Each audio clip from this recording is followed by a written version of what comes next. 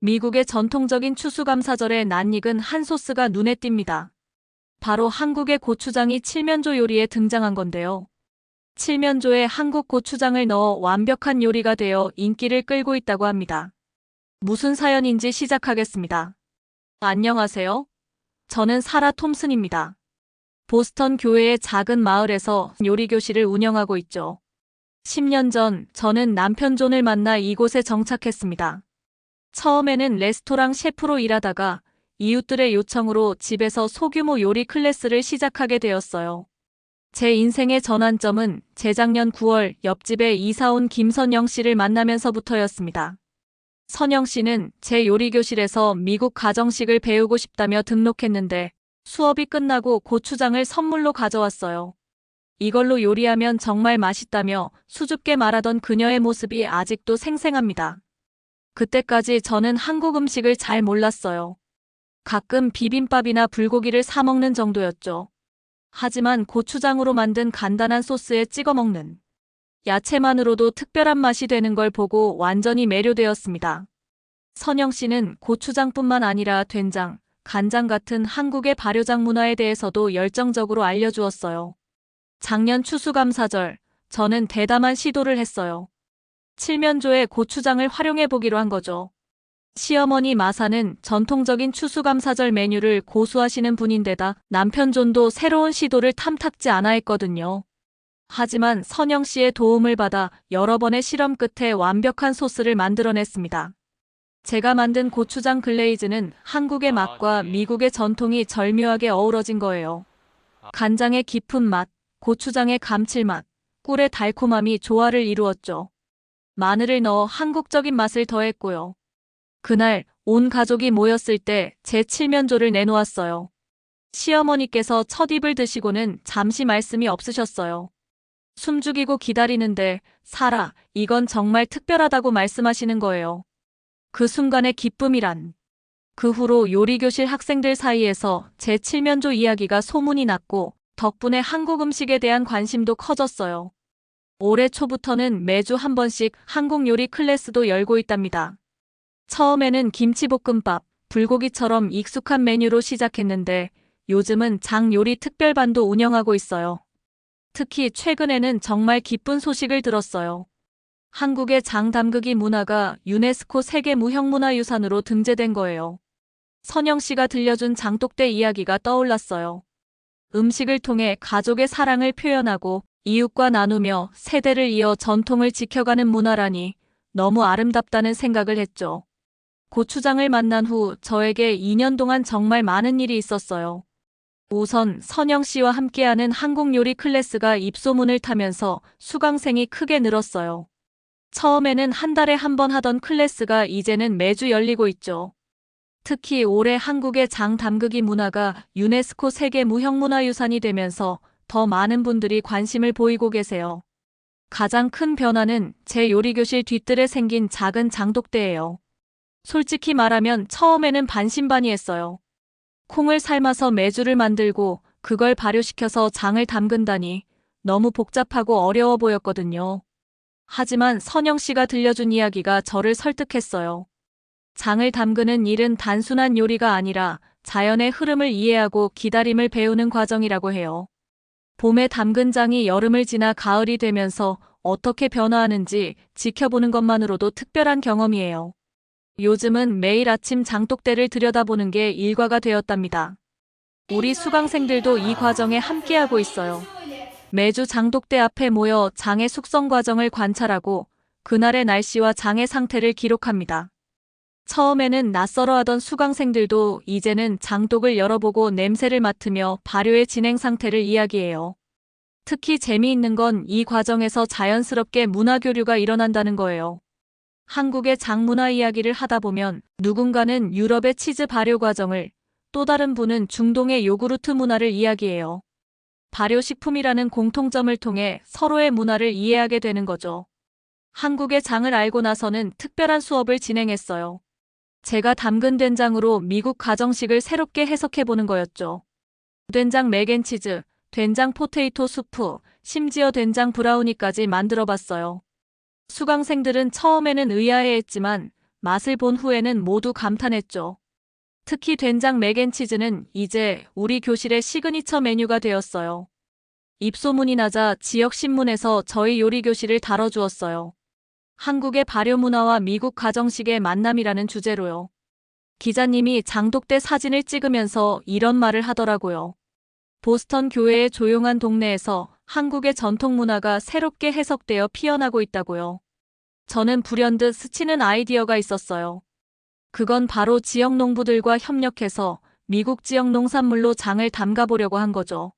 미국 땅에서 자란 콩으로 만든 장은 어떤 맛일지 시작부터 기대가 되었어요. 하지만 그 전에 꼭 하고 싶은 일이 있었어요. 바로 한국을 직접 방문하는 거였죠. 사실 이 여행은 갑작스럽게 이루어졌어요. 마침 선영 씨가 어머니의 생신을 맞아 한국에 가게 되었는데 제게 함께 가자고 제안하셨어요. 특히 선영 씨의 고향인 전라남도 순창이 고추장으로 유명한 지역이라는 말에 망설임 없이 따라 나섰죠. 한국에 도착하자마자 놀란 것은 공항 면세점에 진열된 수많은 고추장이었어요. 제가 사랑하게 된 이 양념이 이렇게나 세계적으로 유명하다니 새삼 놀라웠죠. 하지만 이건 시작에 불과했어요. 순창에 도착한 첫날, 선영 씨의 어머님은 저를 뒷마당으로 데려가셨어요. 그곳에는 크고 작은 장독들이 늠름하게 자리 잡고 있었죠. 우리 요리교실 뒤뜰의 작은 장독대와는 비교도 안 되는 규모였어요. 특히 인상적이었던 건 각각의 장독에 담긴 장들이 대대로 이어져 내려온다는 거예요. 어떤 된장은 시어머님에게 물려받은 것이고 간장은 할머님 때부터 이어져 온 거라고 해요. 다음 날은 지역 장인님을 찾아뵈었어요. 50년 넘게 고추장을 만들어 오신 분이었죠. 장인님은 고추장을 만들 때 가장 중요한 건 정성이라고 하셨어요. 재료를 고르는 것부터 발효시키는 과정까지 모든 단계에서 깊은 애정과 관심이 필요하다고요. 특히 인상 깊었던 건 장인님께서 고추장을 만드실 때 항상 흥얼거리는 노래가 있다는 거예요. 발효는 생명을 키우는 일이니 즐거운 마음으로 해야 한다고 하셨죠. 순창 전통 고추장 민속마을에서는 직접 고추장 만들기도 체험했어요. 찹쌀과 메주가루를 치대는 것부터 시작해서 고춧가루와 각종 재료를 배합하는 과정까지. 선영 씨와 만들어봤지만 이렇게 전문가에게 배워보니 훨씬 깊이 이해할 수 있었어요. 특히 놀라웠던 건 같은 레시피로 만들어도 사람마다 맛이 조금씩 다르다는 거예요. 장인님은 이게 바로 장 담그기의 매력이라고 하셨어요. 여행 중에 가장 감동적인 순간은 선영 씨 어머님의 비빔밥을 맛보았을 때예요. 어머님께서 직접 담그신 고추장으로 만든 비빔밥인데 그동안 제가 먹어본 어떤 비빔밥과도 달랐어요. 고추장의 깊은 맛이 각각의 재료와 완벽한 조화를 이루는 거예요. 귀국할 때 선영 씨 어머님께서는 아쉬운 마음에 고추장 만드는 비법이 적힌 레시피 노트를 건네주셨어요. 어머님의 오래된 비법이 꼼꼼하게 적혀있는 정성 가득한 선물이었죠. 보스턴으로 돌아와서 그 레시피대로 고추장을 담가 보았을 때 주방이 순창의 향기로 가득 찼어요. 고추장을 볼 때마다 순창에서의 추억을 떠올랐습니다. 장독 속에서 천천히 익어가는 된장처럼 문화도 서서히 스며들어 우리의 일부가 되어가는 것 같았죠. 순창에서의 시간은 제게 깊은 영감을 주었어요. 보스턴으로 돌아온 후 저는 곧바로 새로운 도전을 시작했답니다. 지역 농부들과 협력해서 전통 장 만들기 프로젝트를 본격적으로 시작한 거예요. 매사추세츠 웨스턴 지역의 농부들은 처음에는 의아해했어요. 콩을 재배해본 경험은 있지만 장을 만들기 위한 특별한 재배는 처음이었거든요. 하지만 제가 한국에서 배워온 이야기들을 들려주자 그들도 흥미를 보이기 시작했어요. 특히 친환경 농법으로 유명한 그린필드 농장의 톰 아저씨는 한국의 전통 농법에 대해 계속 질문하셨죠. 봄이 되자 5농장에서 장용 콩 재배를 시작했어요. 각 농장마다 조금씩 다른 품종과 농법을 시도해보기로 했죠. 선영 씨의 조언을 받아가며 한국의 재래종과 가장 비슷한 품종을 선택했고 토양 조건도 꼼꼼히 살폈어요. 그러던 어느 날 뜻밖의 손님이 찾아왔어요. 대학교의 식품영양학과 교수님이었죠. 지역 신문에서 저희 프로젝트 소식을 보고 찾아오셨다고 해요. 교수님은 발효식품의 지역성에 대한 연구를 하고 계셨는데 저희의 시도가 훌륭한 연구 주제가 될 거라고 하셨어요. 덕분에 저희 프로젝트는 더욱 체계적으로 발전했어요. 각 농장에서 재배된 콩의 영양 성분을 분석하고 발효 과정에서 일어나는 변화도 꼼꼼히 기록했죠. 특히 흥미로웠던 건 토양의 차이가 만드는 미묘한 맛의 변화였어요. 같은 품종의 콩이라도 농장마다 조금씩 다른 특성을 보였거든요. 여름이 끝나갈 무렵 첫 수확을 했어요. 5 농장에서 수확한 콩들은 저마다의 이야기를 품고 있었죠. 톰 아저씨의 농장에서 난 콩은 특히 단백질 함량이 높았고 해안가에 있는 블루베리 농장의 콩은 미네랄이 풍부했어요. 메주를 만드는 과정은 많은 분들이 도움을 주셨어요. 한국에서 배운 대로 콩을 삶고 메주를 빚는데 많은 이웃들이 찾아와 도움을 주었죠. 특히 우리 요리교실 수강생들은 이 과정을 상세히 기록하며 다음 해를 준비했어요. 놀라웠던 건 이 과정에서 자연스럽게 문화적 융합이 일어났다는 거예요. 메주를 말리는 동안 허브를 함께 걸어두자는 제안이 나왔는데 이게 의외로 좋은 결과를 가져왔어요. 로즈메리와 세이지의 은은한 향이 메주의 발효 과정에 미묘한 변화를 준 거죠. 교수님의 분석 결과도 흥미로웠어요. 미국 토양에서 자란 콩으로 만든 장은 한국의 것과는 분명히 다른 특성을 보였지만 그 자체로 훌륭한 발효식품의 특성을 가지고 있다고 했어요. 특히 현지 농법으로 재배된 콩이 만들어내는 독특한 감칠맛은 이 지역만의 특색이 될 거라고 하셨죠. 매주 농부들과 함께 장독대를 살피는 게 일상이 되었어요. 각자의 농장 특성이 담긴 장들이 어떻게 발효되어 가는지 관찰하면서 새로운 문화를 만들어가고 있다는 걸 느꼈습니다. 한국의 전통이 미국 땅에서 새롭게 해석되어 이 지역만의 특별한 맛으로 피어나고 있는 거예요. 그 후 저희 동네가 조금 분주해졌어요. 매주 화요일 오전이면 이웃집 주부들이 3-4-5 모여 저희 뒷마당으로 오는 게 일상이 되었거든요. 처음에는 그저 호기심으로 시작된 모임이었는데 이제는 10명이 넘는 주부들이 정기적으로 모이는 발효식품 모임이 되었답니다. 특히 재미있는 건 각자의 비법이 하나둘 생기기 시작했다는 거예요. 메리는 로즈메리를 살짝 첨가해서 장을 담그더니 이제는 그 맛을 잊을 수 없다며 그렇게 담근다고 해요. 제이는 바지를 말려서 메주와 함께 걸어두었더니 향긋한 맛이 난다고 자랑하고요. 장을 담그면서 자연스럽게 나누는 이야기들도 즐거워요. 아이들 학교 이야기부터 동네 소식까지 발효되는 장처럼 우리의 우정도 천천히 깊어지는 것 같았어요. 특히 점심시간이 되면 각자 집에서 만든 반찬을 가져와서 나누어 먹는데 이게 또 하나의 즐거움이 되었죠. 선영 씨는 마치 한국 같은 느낌이 든다고 했죠. 날이 추워지면서 집집마다 장 담그기 준비가 한창이었어요. 비슷한 레시피로 시작했지만 이제는 각자의 방식대로 조금씩 변형을 시도하고 있어요. 수자는 메주를 조금 더 오래 말리는 게 비법이라고 하고 린다는 자신만의 소금물 비율이 있다고 하죠. 한 번은 재미있는 일이 있었어요.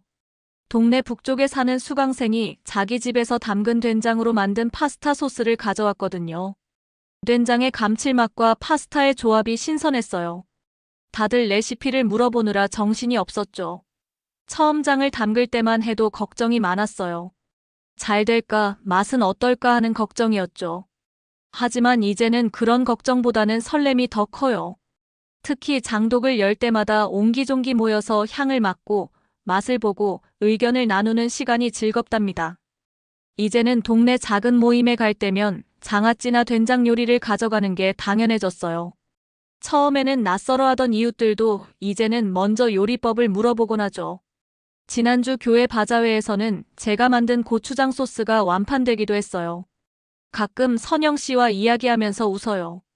고추장 하나로 시작된 인연이 이렇게 동네 주부들의 일상을 바꿀 줄 누가 알았냐고요. 추수감사절이 다가오고 있어요. 처음으로 시도했던 고추장 글레이즈 칠면조가 이제는 우리 가족의 전통이 되었답니다. 올해는 특별히 기대되는 게 제가 직접 담근 고추장으로 요리를 하게 된다는 거예요. 얼마 전에는 흥미로운 실험을 했어요. 고추장을 3가지 다른 방법으로 만들어 봤거든요.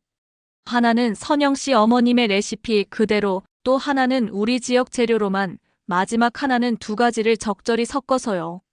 각각의 맛이 조금씩 달랐는데 신기하게도 모두 그만의 매력이 있었어요. 특히 재미있었던 건 이웃들의 반응이었어요. 매주 모이는 주부들 모임에서 블라인드 테스트를 해봤거든요. 3가지 고추장으로 같은 요리를 만들어서 맛을 비교해 본 거죠. 놀랍게도 호불호가 딱 반반으로 갈렸어요. 한국 전통 방식 그대로의 맛을 선호하는 분들이 있는가 하면 현지화된 맛이 더 친숙하다는 분들도 있었죠. 그러다 문득 깨달았어요. 맛이란 게 꼭 하나만 옳은 게 아니라는 걸요. 한국의 전통을 지키는 것도 중요하지만 저희는 미국인들이다 보니 새로운 맛을 만들어내는 것도 의미 있는 일이란 생각이 들었어요. 선영 씨도 같은 생각이더라고요. 한국의 장도 지역마다 조금씩 다른 것처럼 미국만의 방식으로 발전시켜 나가는 것도 자연스러운 일이라고요. 날씨가 조금씩 추워지면서 장독 속에서는 또 다른 변화가 일어나고 있죠.